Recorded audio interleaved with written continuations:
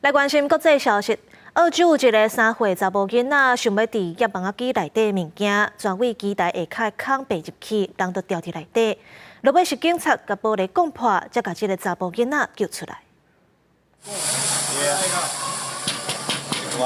3岁医生伫咧叶网仔机内面，甲规队的奖品坐做伙，看起来佫真欢喜，无哭也无斗。伊老爸讲，迄当阵因伫咧洗大卖场，无想到讲即敢若洗一个新人尔，医生就对下骹的孔弄入去。Able to get into that back corner.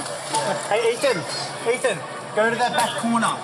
医生听爸爸的话，向边仔行过去，迄边有人甲伊下手牵伊的注记。伊讲医生真爱叶网仔机，无想到讲即边煞弄入去。要让警方来了，叫医生面向迄边，开只饼对着大家，目睭捂起来，甲玻璃攻破了，才甲医生救出来。 I was talking to my children, looked back and he was opening up the flap. And he looked inside to see if there was any toys in there. Head in, bum in, and the doors closed behind him. And I had zero chance to react to it. It was unbelievable how fast he caught up there.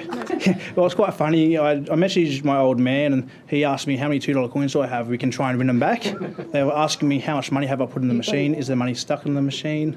My response is the only thing stuck in your machine is my child. 伫社群媒体有人批评做爸母的无甲囡仔顾好，医生的老爸讲，这就是囡仔，有当时熊熊就无看的人。卖场的发言人讲，会甲机台业者讨论，看要安怎改善，莫阁发生这种代志。